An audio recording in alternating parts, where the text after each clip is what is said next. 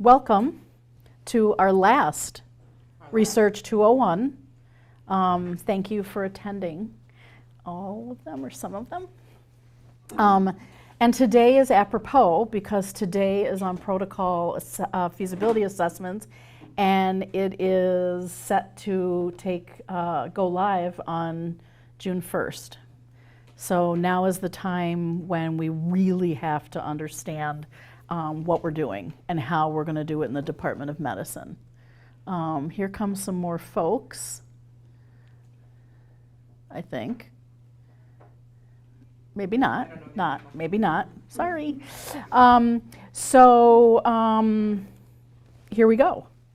So I think in previous talks you may have heard me allude to this upcoming policy that SMPH and ICTR have developed. And it is saying that departments are responsible for assessing the feasibility of protocols before they go to the IRB. And we're saying, okay. So it's all research conducted by UW SMPH faculty, fellows, and students. It is required that a chair or chair designee or designees sign off on what is called a feasibility attestation form, and I'll show you what that looks like. That is attesting to that the study is operationally feasible, okay? And then the important thing to know, very important, is that this feasibility attestation form that is completed and signed by the chair or his or her designees must be uploaded into the IRB application before it is submitted to the IRB. If it is not, then during administrative review at the IRB, it will get sent back, okay?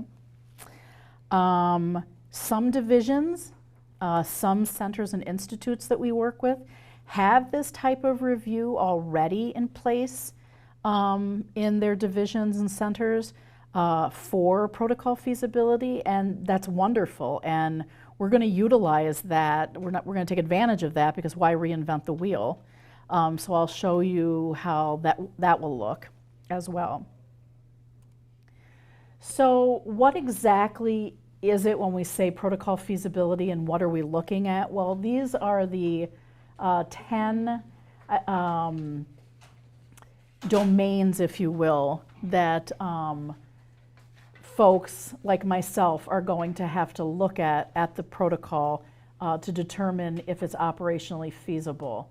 I will tell you that most of us who are being tasked with this are not going to look at scholarly merit, any kind of scientific merit. That's the job of the Scientific Review Committee. We will be looking at funding to see if there is adequate funding, and I'll of course be working with Betty to see if she's aware of any budget that is associated with that protocol. One of the things also is the personnel that are listed in the IRB application. Are they all properly trained? Do they all have the required training? Space and facilities, equipment and test articles. Stakeholder endorsement, you'll see when I show you in a little bit the intake form that I developed. One of the most important questions, in my opinion, is when you talk about collaborating entities in the protocol, like the CRU or PRC or even a biostatistician, are they vested in this? Do they know that they're listed in your protocol? Or have they said yes, they understand they're on your protocol and they will be working on it? And that's going to be a leap of faith in a lot of ways. I'm not going to, be asking you to show documentation of that. Recruitment is another big one, and I'll show you how I kind of tackle that in our intake form. And then, of course, HIPAA privacy and data security considerations will be assessed. These couple slides are from ICTR, and they're somewhat useful in understanding what they're talking about. So the departmental protocol feasibility assessment is what they call the local operational feasibility. So you can see how they envision it fitting in with the scientific review committee and the IRB. Okay, it's kind of, they see it as a collaborative approach. With the local or departmental operational review looking at things like, does the PI have the necessary skills and time? Are there available resources for all of these things? Things that we've talked about, feasibility plan for successful recruitment, key stakeholder commitment, and also a strong local implementation plan. And then we get to the scientific review committee. We know that they're the ones that look at the scientific merit of it and decide whether it's good science. And then, of course, the IRB, which is looking at the ethical nature of the protocol, looking at the consent form, and so on. So this is an example they give in their slides saying, okay, if we're assessing subject selection and recruitment, how does each one of those entities review that? And they're saying, well, the department should ask, do you have a sufficient study population from which to recruit subjects? That's fair enough, right? How many studies have been opened that really never did have the appropriate number of subjects to accrue from? And then, of course, when it gets to the scientific review committee, they say, is the proposed subject population appropriate to answer the scientific question? And then when it gets to the IRB, they say, is the recruitment and selection of participants equitable? So I think this is a really nice illustration of how this is a collaborative approach to ensuring that the protocol is feasible, scientifically meritorious, and ethical. So who is assessing this protocol feasibility? And the answer is the chair or their designee or designees. They are required to complete the feasibility review and sign off on this required attestation form. The attestation form, once it is completed and signed by whomever, in our case in Department of Medicine, it's myself right now, it will be returned to the group, not returned, you'll never have it. It will be sent to the group for upload into Arrow, okay, before you submit your protocol. This is the attestation form, and it's okay that you can't see all the little minutia because this isn't for you to answer, it's for me to answer. Our choices are, we agree it's either feasible or it's not applicable, or if it's infeasible, then it doesn't get a check. That's not going to happen. Our philosophy is if something doesn't seem feasible, then we will help the investigator make it feasible. Okay, we're not here to be obstructive. We're here to help investigators get their work done. So deeming something infeasible is not something that's going to happen in the Department of Medicine. Sharon, this may be a dumb question, but in terms of timing, let's say David is approached by another investigator at Pittsburgh about a potential R01, and it's not even going to be funded for a while. At what point? So that is so way before any of this happens. This is at the protocol IRB submission level, and that's a great question because really, shouldn't this be done at the grant level? But my opinion is, okay, so a grant gets funded and gets all this money. We're going to tell them that it's not feasible to do it? Of course we're not going to.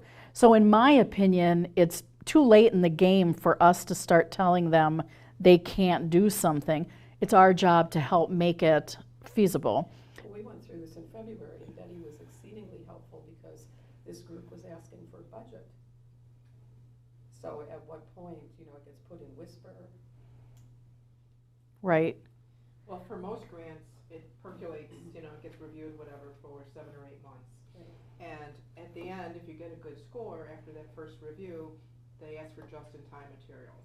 So that is when I recommend when, either our subcontract tells us they got just in time, or we've been requested just in time, we go to work. The problem is NIH wants that in 2 weeks. Okay, so we can almost never, ever get an IRB approved in 2 weeks. Right. So my suggestion is, as soon as, you know, the PI gets that score before the just-in-time is even requested, you know, he alerts his staff, and we start the IRB process and whatever, and get this form filled, and, you know, get everybody the HIPAA training and whatever. So at least it's really close, and so when we submit the other documents that's requested, we can say pending, and within 2 weeks maybe get the approval into them. And another thing that plays into this timeline is IRB fees have changed. There never were any IRB fees for federally funded studies, but That's not true. If we didn't have the notice of award on campus, Dresner charged the. well, they won't anymore. Right. They won't anymore. the So past. the timeline is a little more flexible now. You can start putting your IRB application in early because they're not going to ask, or they're not going to charge fees anymore for the IRB application. Now, I'm not suggesting that we go crazy and put in 8 million IRB applications without any promise of funding. But what if it's not funded, and it's not federally funded, then it's not a federal grant? Well, right, then I wouldn't do what I just suggested. I wouldn't do what I just suggested. If it's if it is an industry study, of course you're going to incur IRB fees. But if it's an investigator initiated, again, you're not going to incur IRB fees. So there's a little bit of wiggle room. There's also a little more, there's less caution about putting in an IRB application if you're not going to incur IRB fees. We're still going to look at, is there money to do what you want to do? I mean, if you're talking about providing subjects some kind of compensation, we need to see there's a budget, there's money somewhere that includes that. And this is done regardless of whether it is Word or Arrow, because you started with Arrow.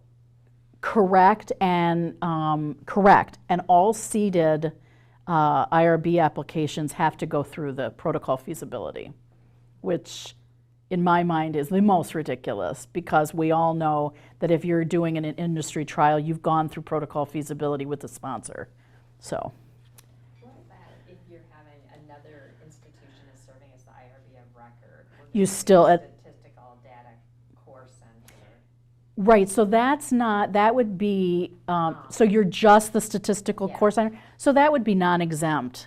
Okay. Or, I'm sorry, that would be exempt from, you're not engaged in human research, human subjects research. So I'm going through the IRB process. the same rules still apply. You know, if you're only engaged in a research study because you're the statistical center, you're not engaged in human subjects research. You're not going to need to go through protocol feasibility, okay? And it's really all about how you enter into Arrow. If you say it's a full review and it's a non-exempt research study, then you're going to need to provide protocol feasibility. If it's an exemption, or if it is a health records review study only, then you're not going to have to provide protocol feasibility, okay?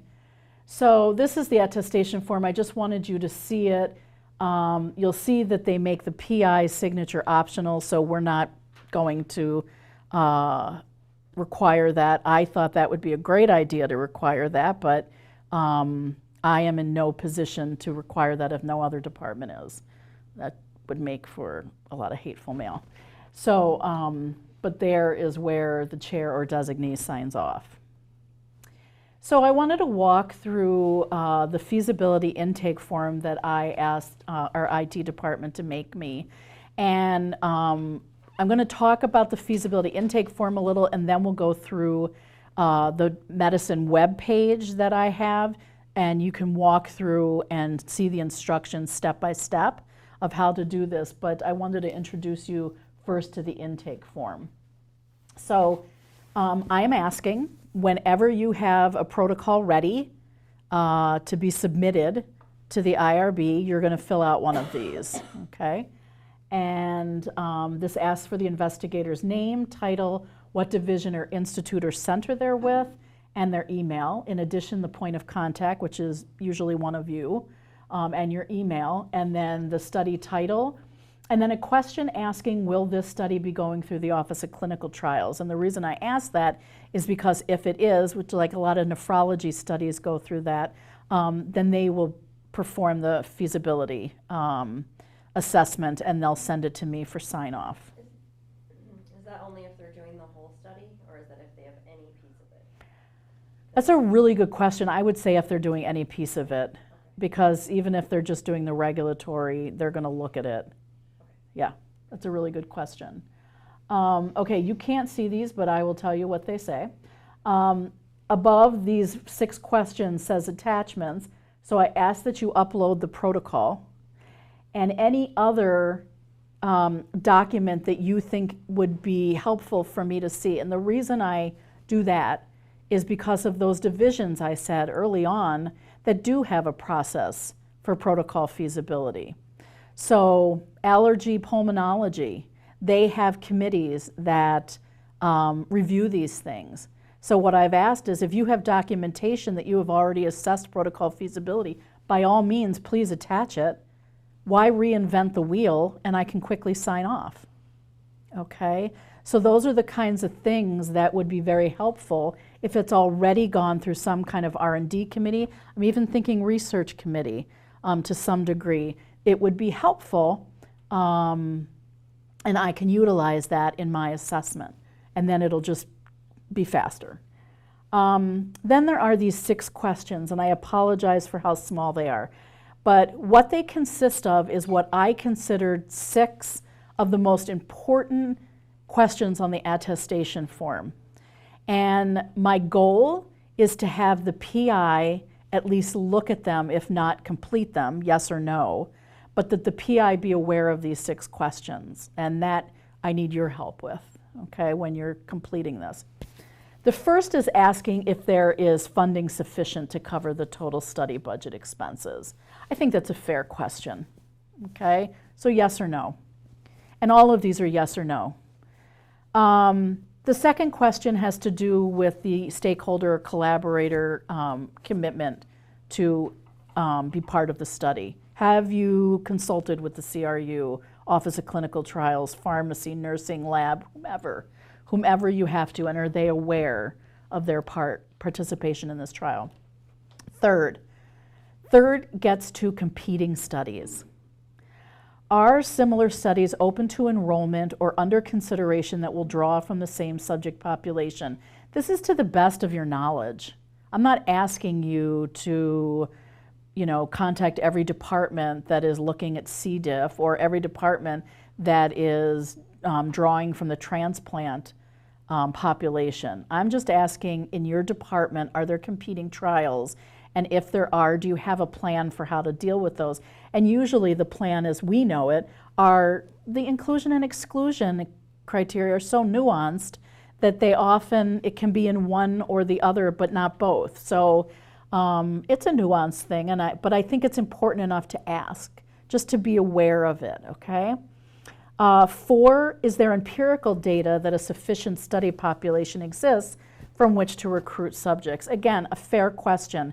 Have you done your due diligence to either do your own report in I2B2 or have CURDS do a query for you to see if in fact we have the population that you need? And we all know that we can have the population and still not successfully accrue the number that we need, but at least it would be nice to have a starting point where we know that we see at least 50 of those patients a year and you need 20.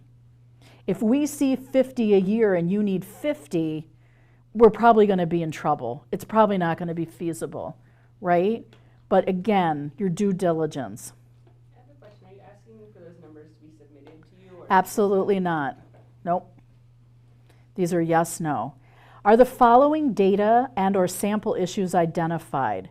How the data or samples are securely collected, stored, and shared. Again, I'm asking, have you thought about these things? And that will be reflected in your IRB application, of course. Okay? And lastly, does the investigator possess an adequate time commitment to oversee the study?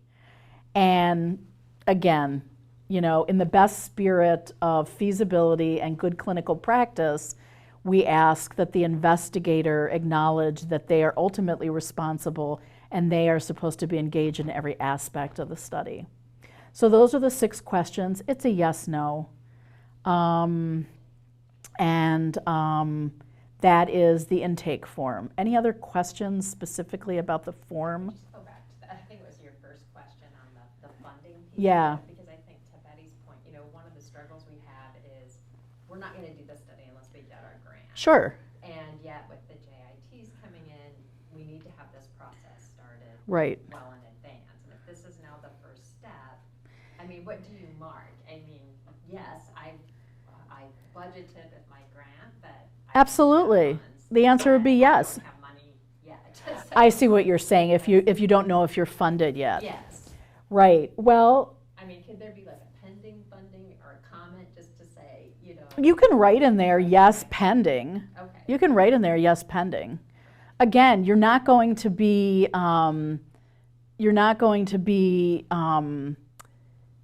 charged IRB fees if we were to submit this, okay?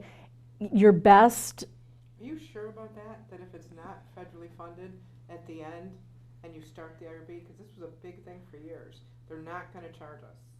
if it's a federal study, if it's federally, yes, Because, you know, only 1 out of 8 grants are funded. So if we submit 7 times to the IRB and the grants aren't funded, they've done this work, we're not gonna be penalized.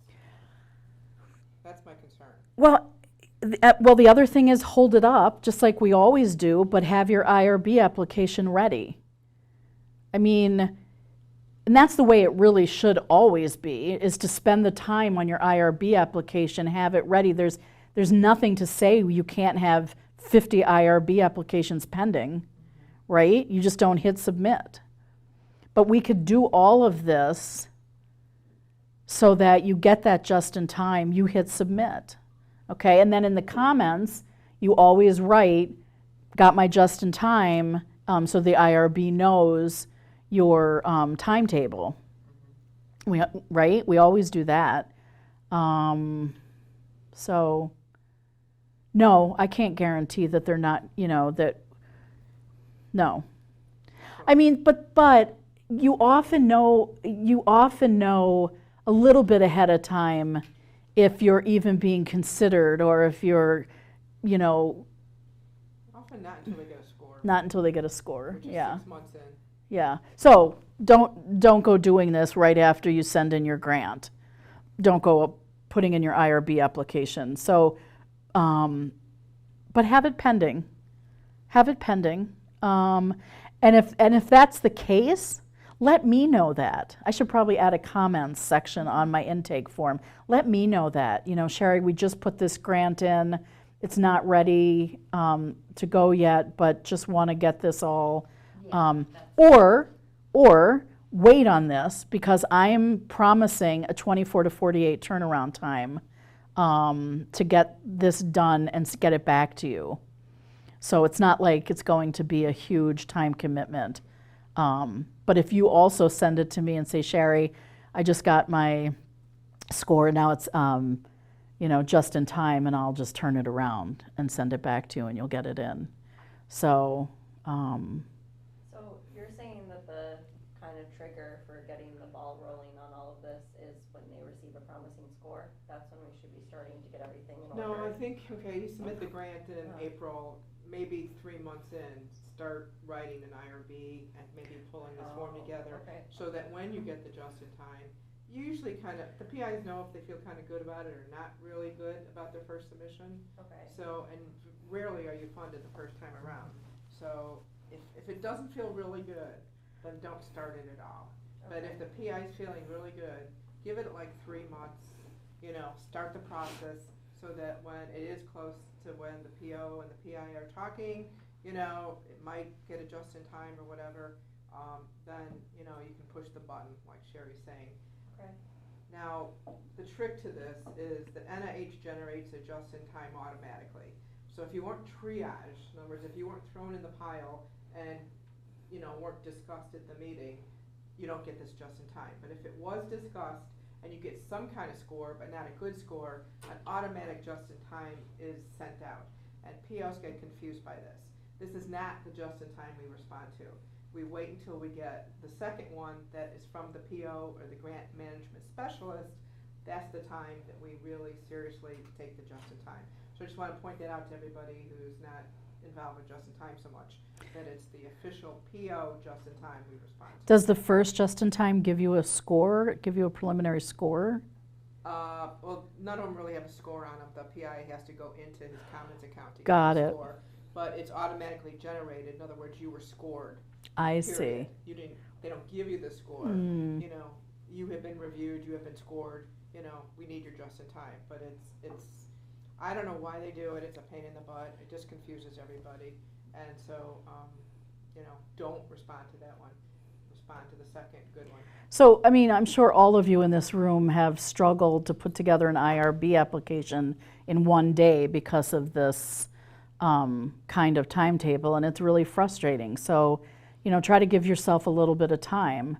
I used to, on this intake form, have that you had to put me as one of the coveted point of contacts on the IRB application so that I could go in and look at the IRB submission. Well, I now have access to all the protocols in Arrow. So as soon as you start a protocol, I have access to it. So that will give me a lot more information about your protocol. And also what I will take from that is if there's any suggestions I have in looking over your IRB application that I think would improve your IRB application, I would be happy to share that with you, having done this for so long. So, to kind of make this more of a palatable exercise, Jennifer Boniface, the IT director, and I are working together to provide boilerplate language, so you don't have to struggle each time when they ask about you know, data storage, collection, transfer, that kind of thing, to help provide you with some boilerplate stuff that will really make it easier. And then the IRB will become accustomed to seeing that from us. So, does that sound good, like a plan? Okay.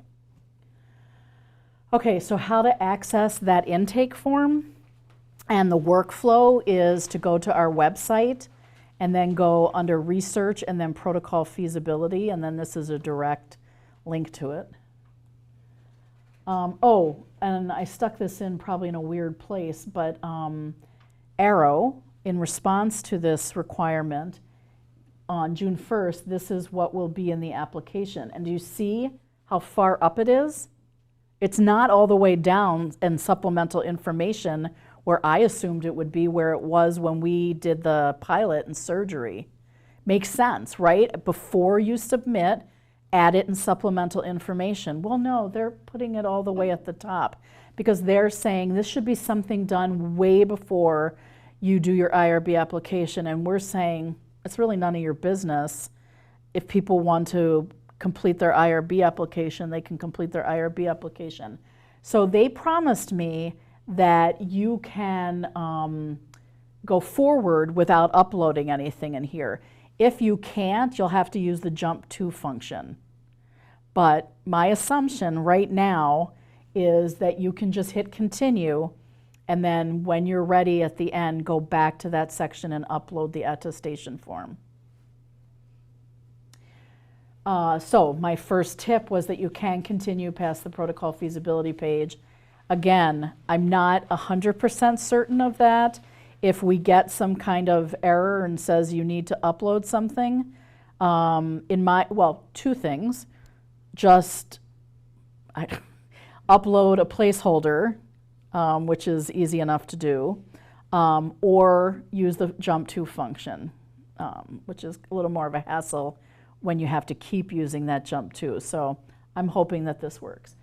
So I know this is starting June 1st, but what if you already have protocols? Well, it's a You have really like good a question. pending It's a really good section. question. You did just what you said, I'm ahead of the game, got the protocol in. Right. But I haven't I don't know. Okay. I don't know. I mean, they'd have to take your application and put it into a new, I don't know. Okay, I was just. And that's something that I can find out in the next couple days, is to talk to them about that. So if it's in pending, as a matter of fact, I have one in pending right now, and she just sent me the intake form. I'm like, whoa, sassy. So for that, I'll have to put it in the supplemental information. Like anything else, it may get grandfathered. Or So they'll let us they'll for sure, they'll for sure let you know. And if you want to get ahead of the game, if you're ready, if your application's ready, send me the intake form. Yeah. The form's available now on the website. My form? Absolutely, absolutely. Everything is live now on the website. Yes. And I hope I have a screenshot. Well, if not, we'll go to the website in a few minutes. So when you've received the signed attestation form from me for the protocol, you go back into the application and upload the form in the protocol feasibility section before submitting. If your division has a mechanism to assess and document feasibility, there is a document upload function on the intake form that'll allow you to include that. And that would be great, because it'll just make things go faster.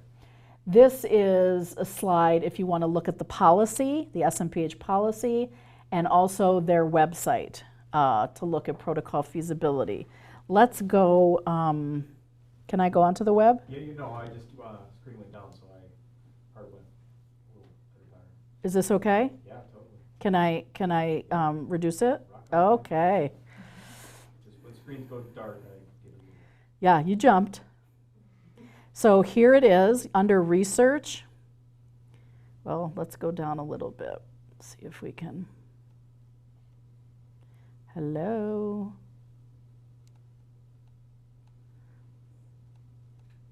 Oh my God. So under research, and you go all the way down to protocol feasibility. And here's the web page.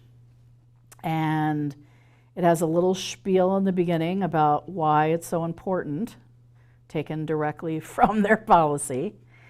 And then, but it's very Department of Medicine specific. So I say, the process below is applicable for all principal investigators and others, meaning fellows, students, residents, who submit their projects through the Department of Medicine.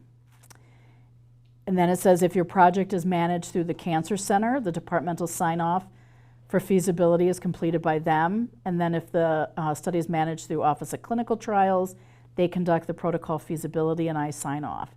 But here are those step-by-step instructions, okay? Prior to submitting a protocol in Arrow, the study PI must complete and submit the online protocol feasibility intake form, and you click on that, and there it is, okay? And here you can see it in its form. Here's that section for attaching additional documents, and it has a bunch, so it can keep going. So do you have another file? Yes. Please describe what you're uploading. Do you have another one? Yup. And then it just asks, what are you uploading? So I know, okay? And then it has the 6 questions. A little more than Passover, but very important, very important. And then at the bottom, And your point of contacts are answering these, not the PI action. well, so the PI, I'd like to say the PI is answering them. I'm not naive. I know it's going to be the point of contact, but I want the point of contact to make the PI aware that they are clicking yes to these things. And the PI say, okay, yes, I agree with that. Yes, absolutely. And, oh God, you know what? I didn't do that. Well, let's do that so that we can honestly say yes, okay? Because this is all as good as you tell me, right?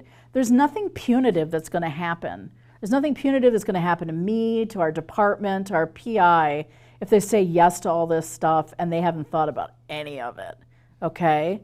It just won't look good. It won't look good, especially if other departments are really doing, committees and stuff like that. There may be a time when, in the future, when we move to a committee or committees to do this, it's not a bad idea at all. It's just who has the time, and the time commitment to do this. So, and then when you're done, you hit submit, and this goes to our research, what is it called? Services. Research Services email, and that's where I will get it. And as soon as I get it, I will open it and open the documents and go to work. How do you know who's sending it? Because the PI's name is on there and the point of contact's name is on there. Yeah, okay. It'd be nice if the PI could be CC'd, I can CC the when I send it back. as the point of care doing it. Absolutely, I can do that. That's easy. Absolutely, and actually, I probably will do that anyway, because in a lot of cases, it is the PI doing the IRB application. Depending on what department it is, a lot of the PIs do their own. So,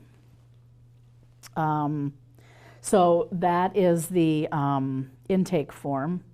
Everybody feel comfortable with that form? So and I write, this form was developed by DOM IT to aid in the protocol feasibility. I write that the PI must attest to the 6 questions asked on the form. So we know what that means. Number 2, the submitted form is automatically transmitted to Sherry Zeldin, alerting her to conduct a feasibility review of the protocol and IRB application. Once Sherry completes and signs off on the required attestation form, she will send it to the PI or their POC for upload into the Arrow system in the new protocol feasibility section. This form must be included with the initial application. And then for your reference, I added the link to the attestation form, if any of you want to look closer at that. Once the completed and signed attestation form is uploaded into the Arrow application, it is ready to be submitted. This is a little bit of a nuance and complicates things a little, not for bad. If I am a point of contact on your IRB application, I can upload that for you. It's a nice little service, but if I'm not point of contact, I can't upload anything. Just a thought. If you make me point of contact, I'd be happy to upload the attestation form for you and then still alert you that's been done. But it was too complex and confusing to try to explain that to PIs, and those POC slots are so coveted that I got so much pushback from that. So How many are there? 4 maximum. So once that's done, it can be submitted. Note, Arrow application submitted without the signed attestation form will be flagged during IRB administrative review and returned. And then I have my contact information, both email and phone. So as things come up, I can add to this website. If there's anything that you think should be on there or I could add, I'd be happy to. Right now, in terms of protocol feasibility, my biggest challenge is trying to help the centers and institutes figure out what they're going to do, because it doesn't go, it goes by UDDS, but it also goes by who the investigator's appointment is with. So it's challenging, but I'm doing the work for ICTR and trying to figure out how to get it so that they're acknowledged that they can sign off on their own attestation, like Center for Women's Health or Wisconsin Alzheimer's Institute, that kind of thing. So, any questions, concerns? I am always available by phone, by email, to help with all of this. I think this is a huge culture shift, and I don't remember anything being added to Arrow for a really long time, so this is a big deal. So I certainly want to get it out to our investigators as much as we can, and I've attended some division meetings, not enough in my opinion, so feel free to invite me to any one of your division meetings or your research meetings so that I can help educate your investigators So they're not thinking that you're adding more work for them. So, It's a good concept, not at this institution, but at another institution. There were frequently competing investigators with competing studies and no time to give to the research. yeah, yeah. And I think, it's because there's nothing that is, there's no repercussions of this, at least not now. I feel like we can be a little more loosey-goosey, and that's why, I'd like the PI to attest to those 6 questions. POC is most likely going to attest to those 6 questions, but maybe somehow involve the PI and let him or her know that those 6 questions are important, that they've been thought of. And, it may spark something and go, oh my God, you know what? You're right, I haven't really talked to a biostatistician about being on this project. That's a good reminder. So, who knows? It could work to our benefit. But my concern is, who's gonna tell a PI they don't have time to do the study? I mean, the chair of their department? who No doesn't one. have time to know what that PI is doing? No one. You're the one who tells them they have no effort. I mean, you can tell they have no effort, but, Right. I mean, No one. No one. I mean, some of this is all just like GCP. You can teach it, and you can hope they absorb it, but you do the best you can. Do the best you can. maybe just giving them new guidelines to look at will make them think twice. Exactly. That's all I can hope for, so. Exactly. Yep. So anything else? Otherwise, I think that's it. Thank you so much for coming. I really appreciate it. Thank you, it was very Thank you. very much. You bet.